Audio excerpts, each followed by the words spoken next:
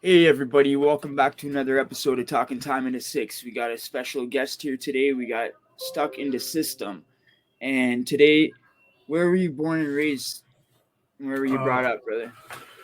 What was your so childhood like?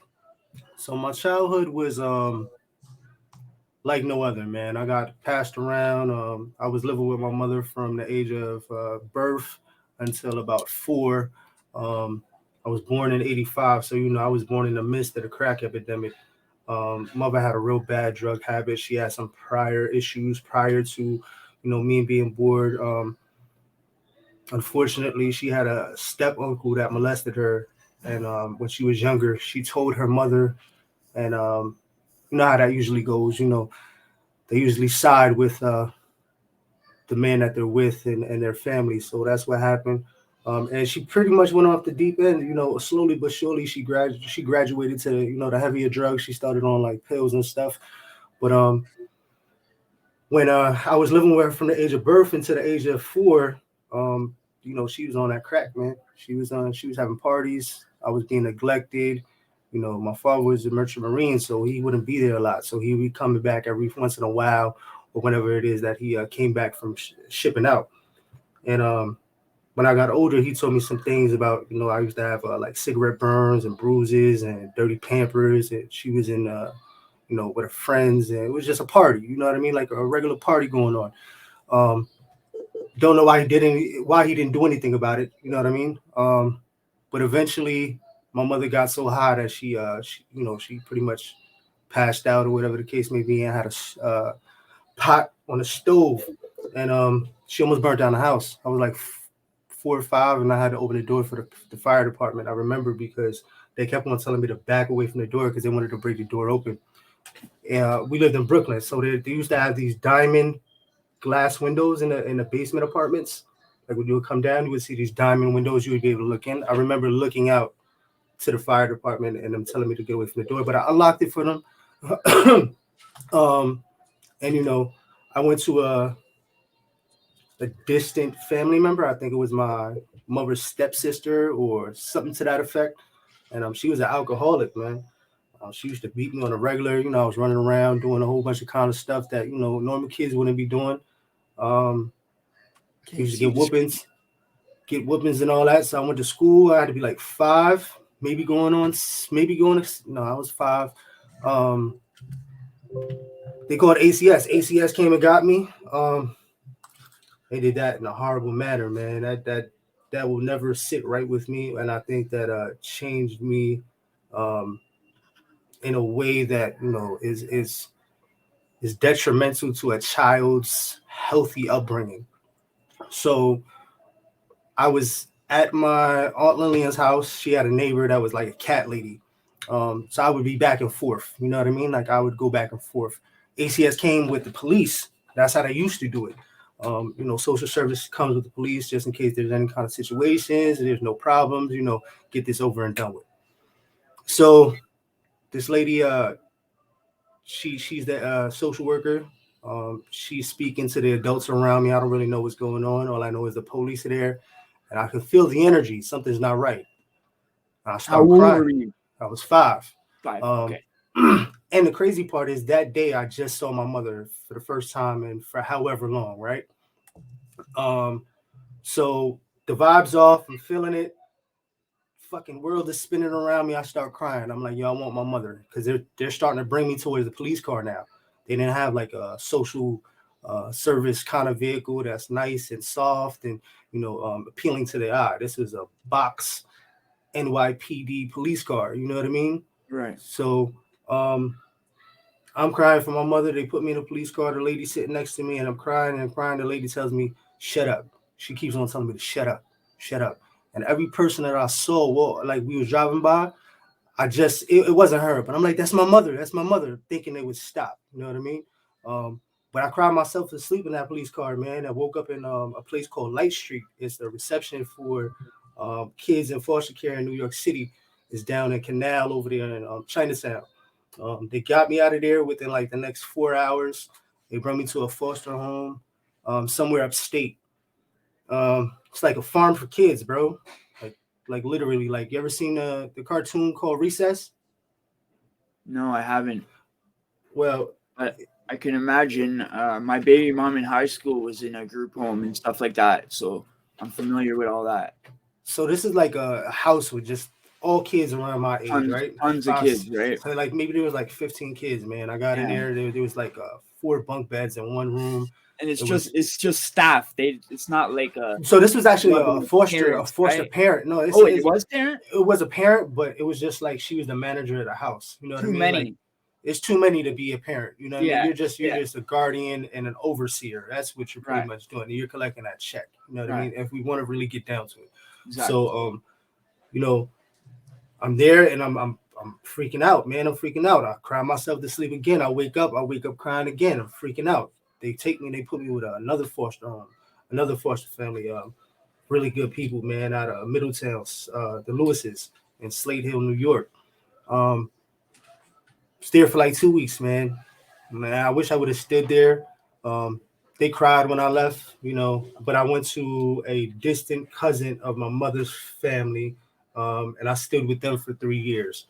Um, it was decent, it was good, but my behavior and everything that I went through, their first instinct was medication, right? So they had me on Ritalin and shit. You know, I'm not myself, but I'm trying. Like it's a lot going on. You know what I mean? I'm dealing with the chemicals, and I'm trying to deal with the shit that I'm going on. So it's a lot going on in my little mind, right?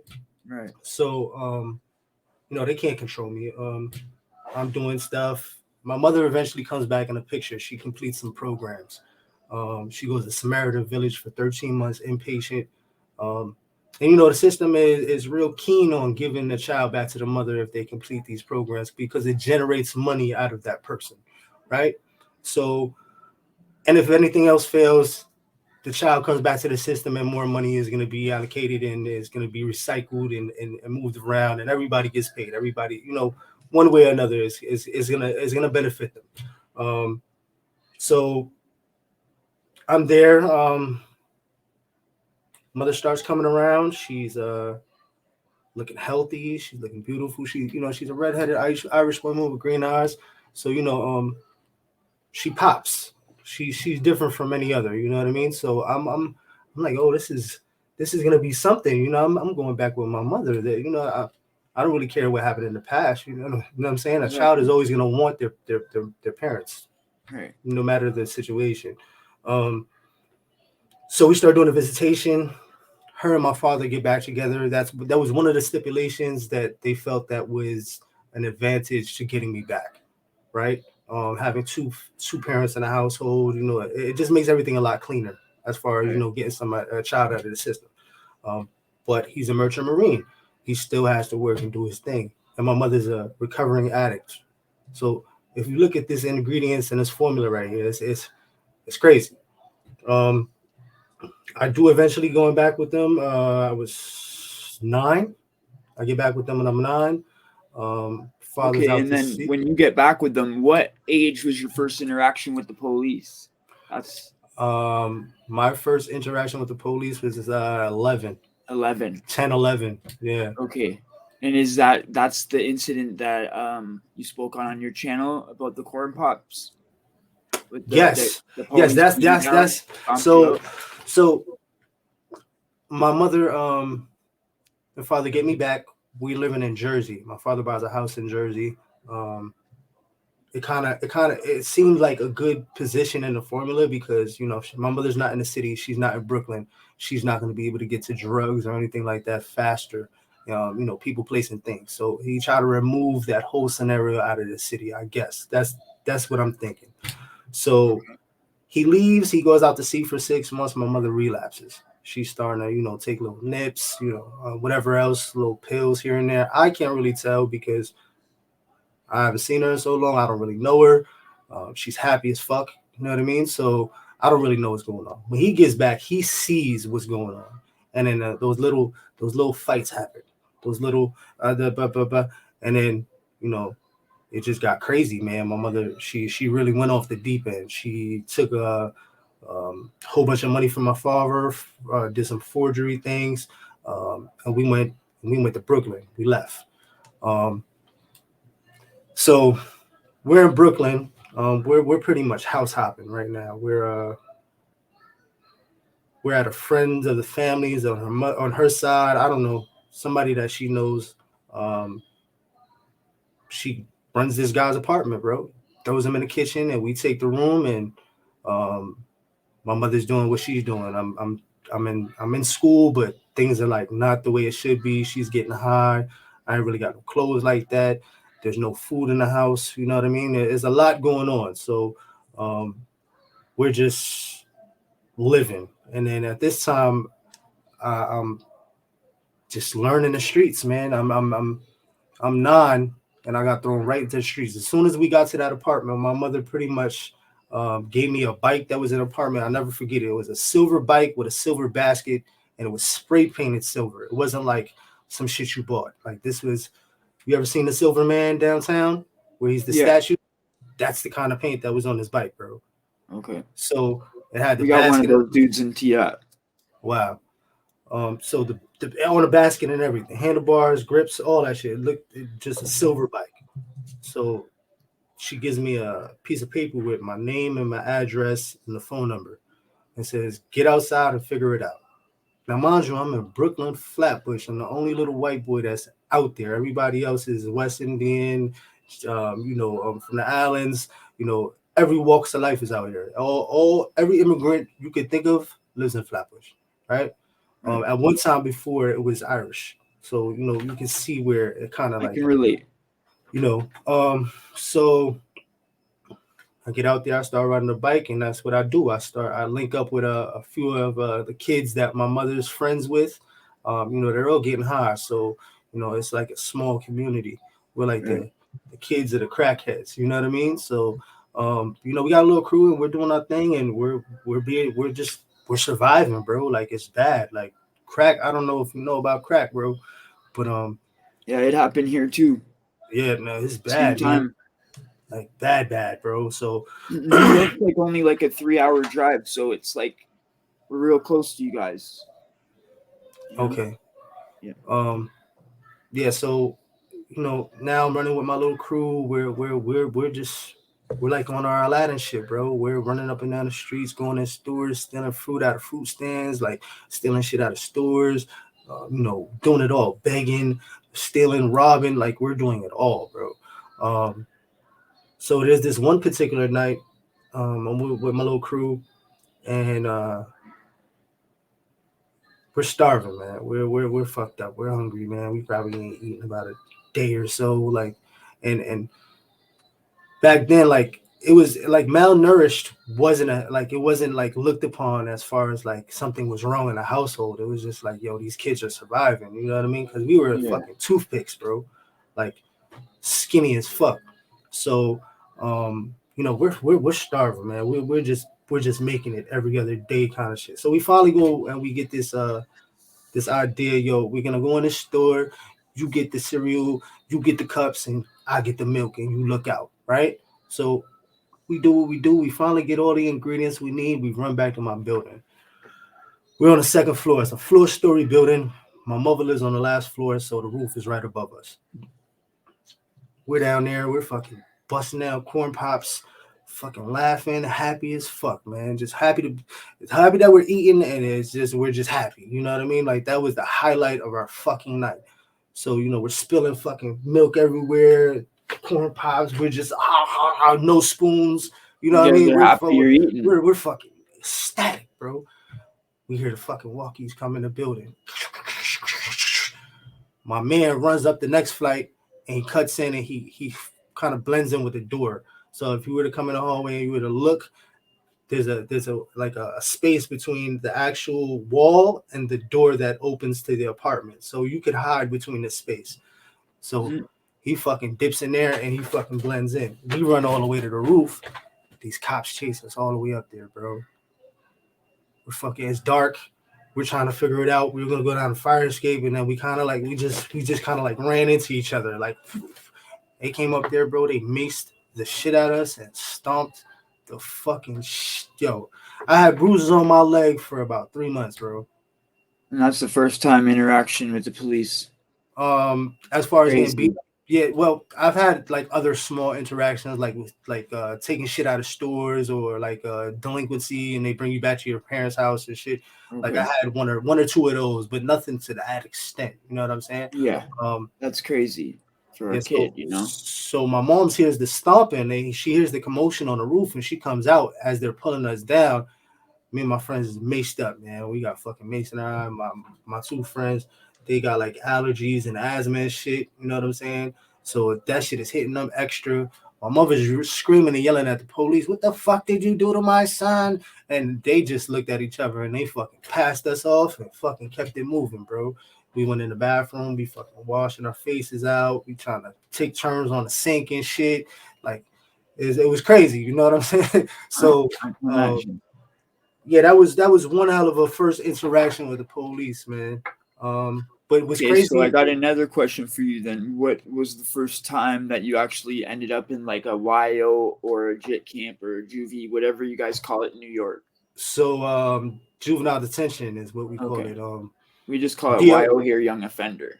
DFY, Division for Youth, or OCFS, Office for Children and Family Services. They changed the names over the years so many times, man. That you can't even really Okay. keep up with it.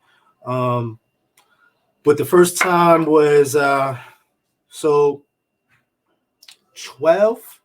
Um, 12. So I had ended up with my little crew. We ended up robbing somebody for their bike. That was our thing. Like we were always big on bikes. Like we would go in certain neighborhoods and like see a GT or a Mongoose or a Redline, and we would get that.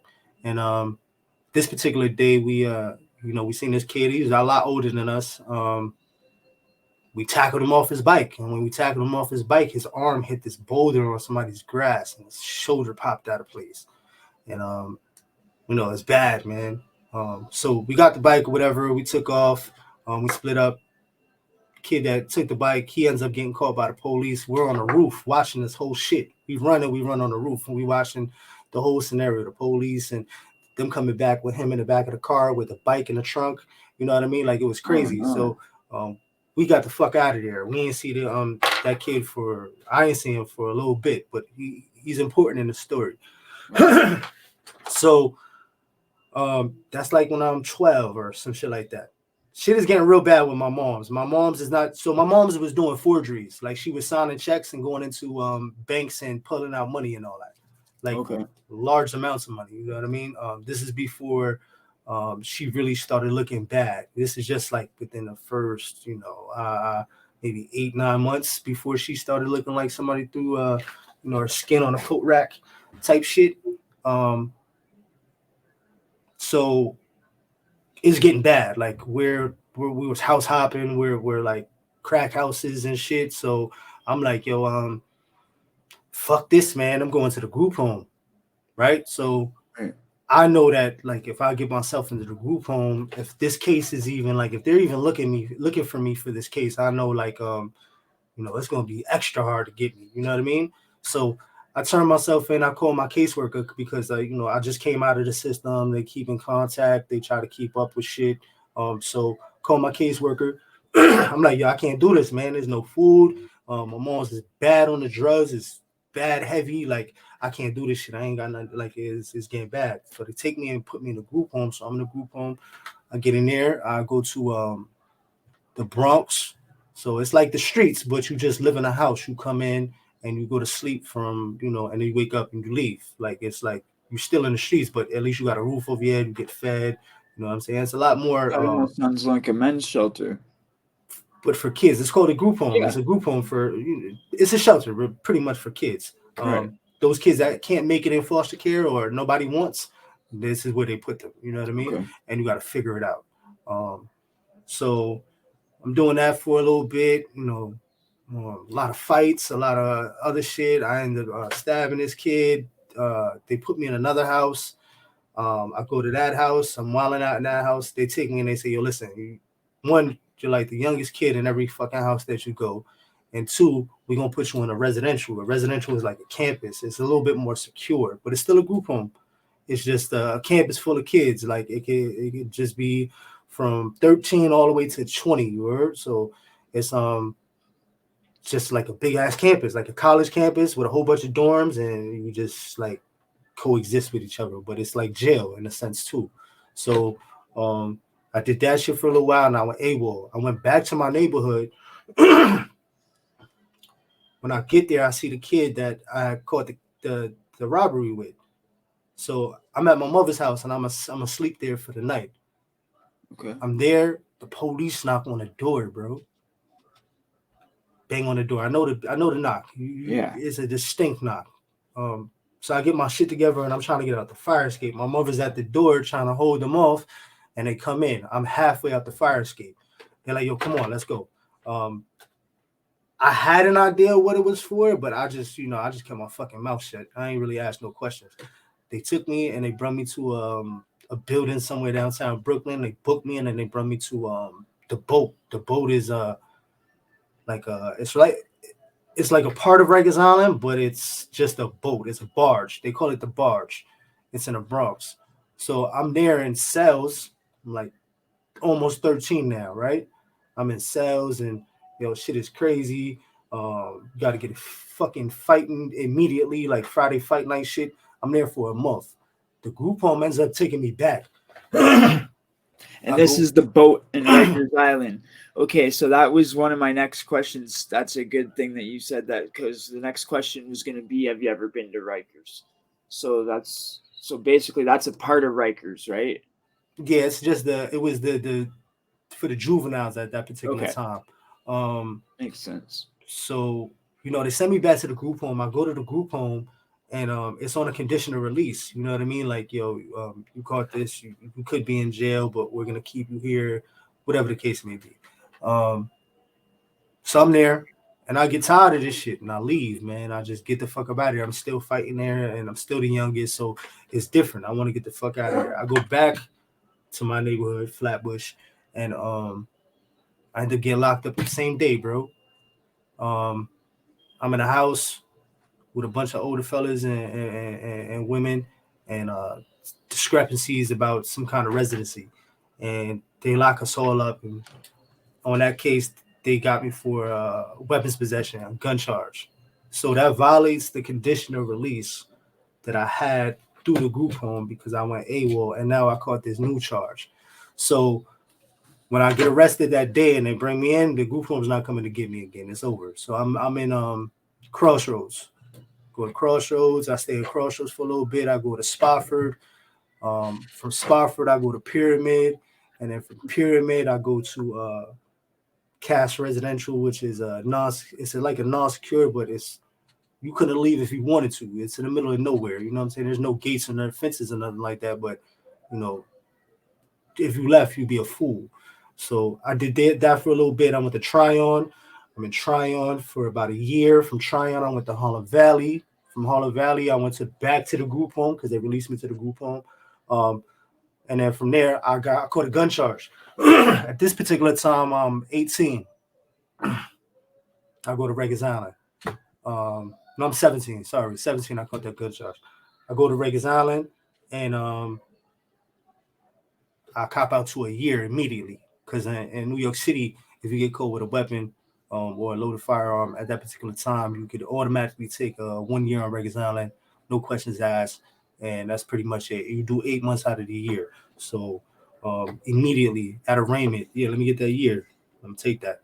It's actually not that bad for a gun charge, considering a lot of other places is a lot more. Definitely not. Let me get that. Really good. So I do my year on Rikers Island. Crazy part is everybody that's there is from the group home or from the streets or wherever the fuck it is that we've been through in the system. You know what I mean? Like, right. So we're all just doing what we do, man. Programming. On the East Coast here in New York, how does it run? Like the politics wise in Rikers Island, how does in juvenile and like in the adolescence? Yeah. So the COs usually run a house in a sense where whatever CO, whatever that CO is, whether he's gang related, whether he's in an organization or a family or whatever the case may be, whatever he represents or whatever he feels that he can control for the adolescents is what that house would be. Okay. So a lot of the times Like you got to get smoked out of a house, and smoked out of a house is when you get to the house and you're in between the A and B gate, right? And the A and B gate is just the gate that you come in and the gate that you come into the how would I say it, Sally Port the type wing, thing. the gate, yeah, like yeah, the Sally port. So it's Yeah. like A and B gate. You get in there, and then you got a gate that shows the day room. So everybody that's Right. in the day room can see who's in the A and B gate, like almost like a fucking zoo spectacle. You know Yeah, what I I mean? get it. So you're there and you're looking too, like, yo, who the fuck do I know in here? And if shit get crazy, I'm popping off as soon as they open this gate. You know what I'm saying?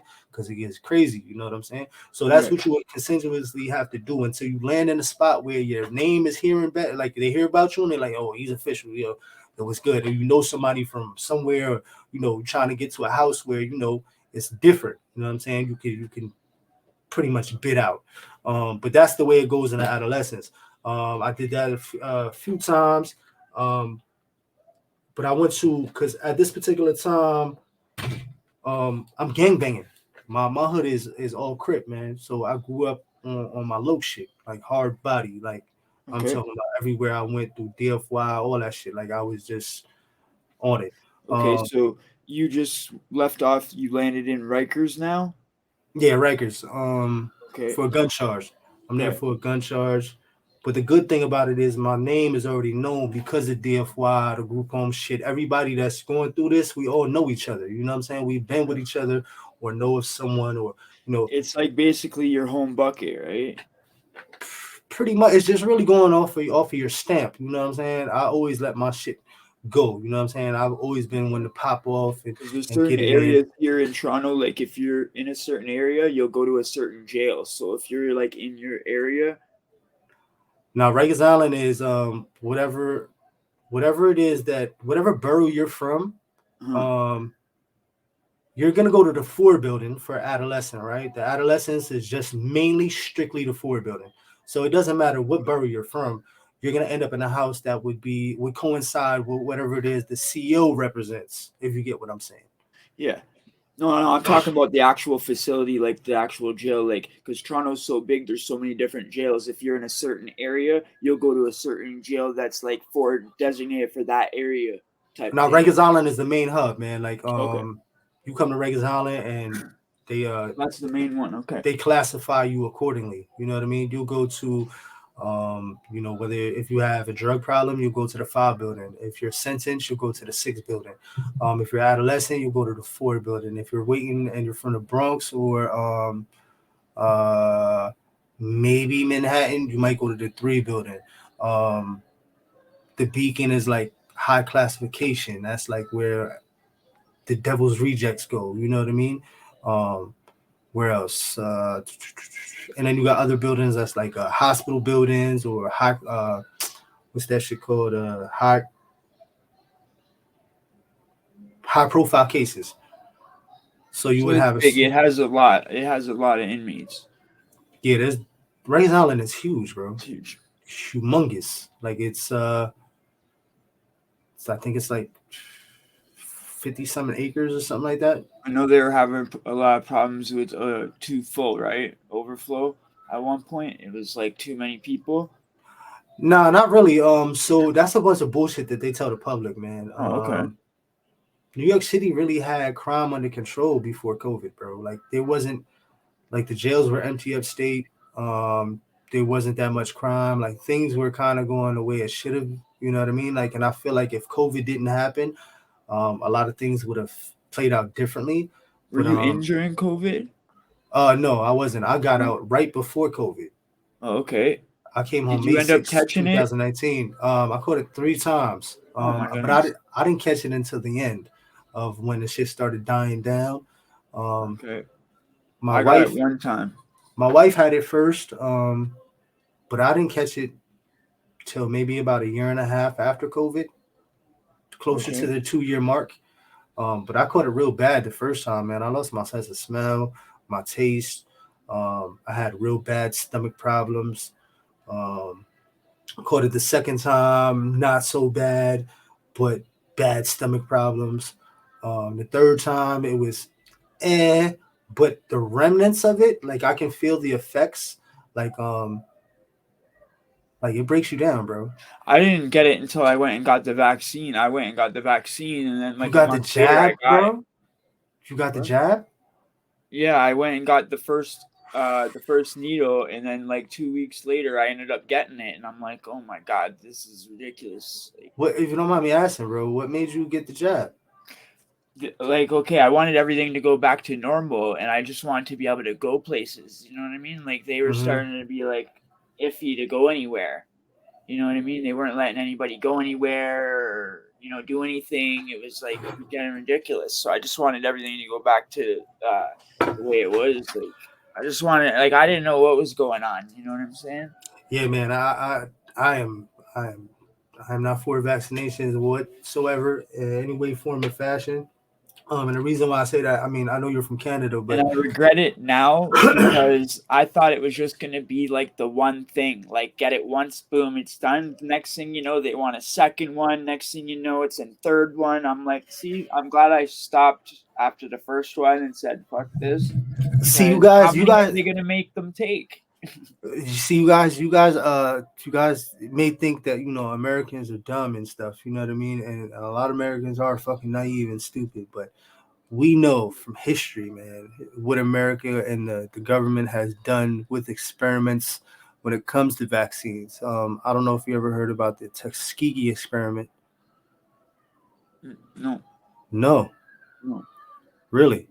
Wow. really. I'm Um, not. I'm not. Too educated, bro. Honestly, no, no, no, no, no. That's cool, bro. No, don't take it any kind of way.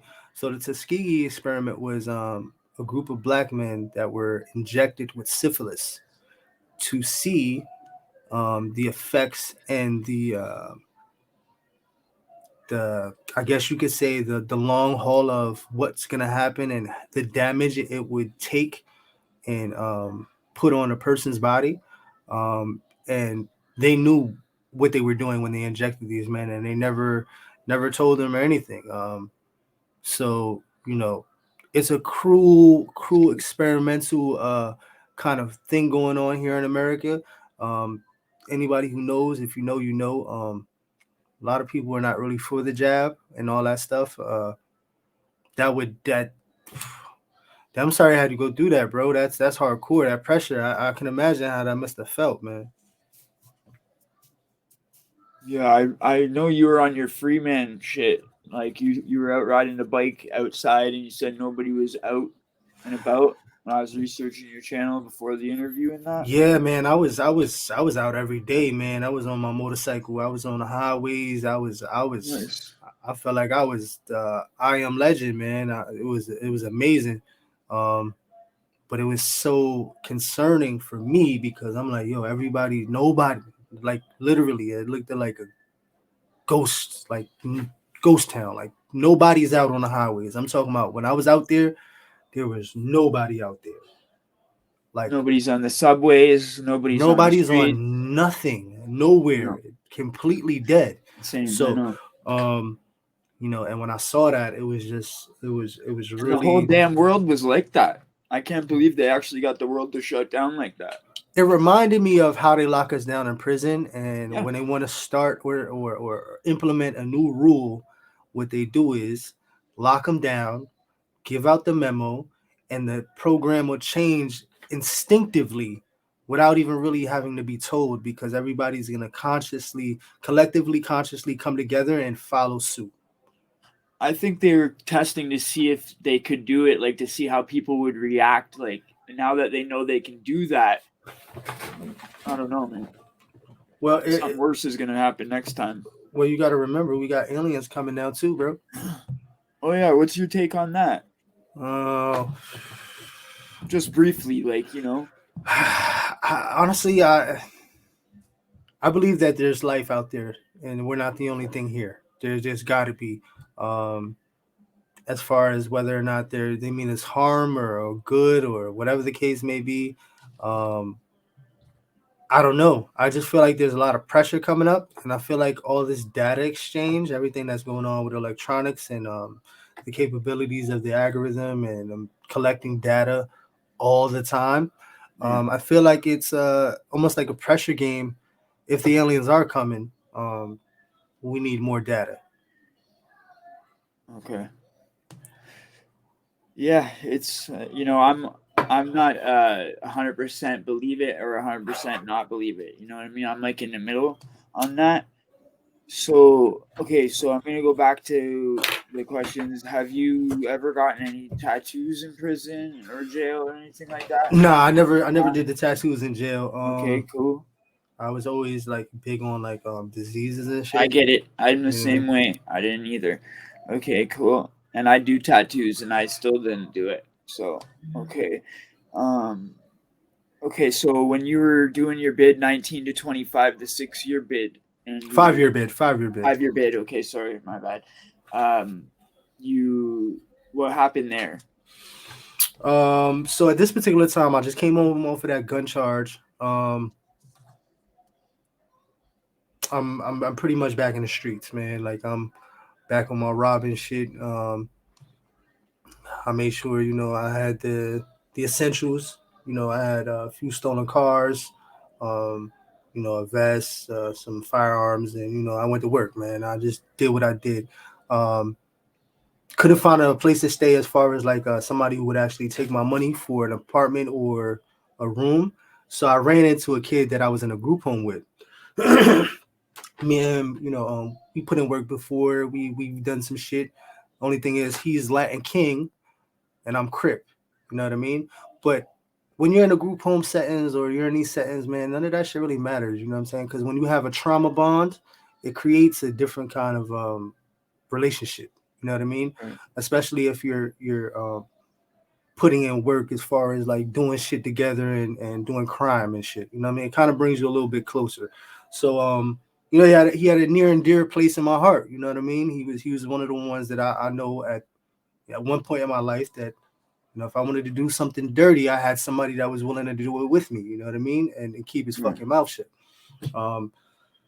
So he's living in this house with his girl, and her mother owns the house, right? And she's renting the rooms to all of the Latin Kings that are associated with my boy.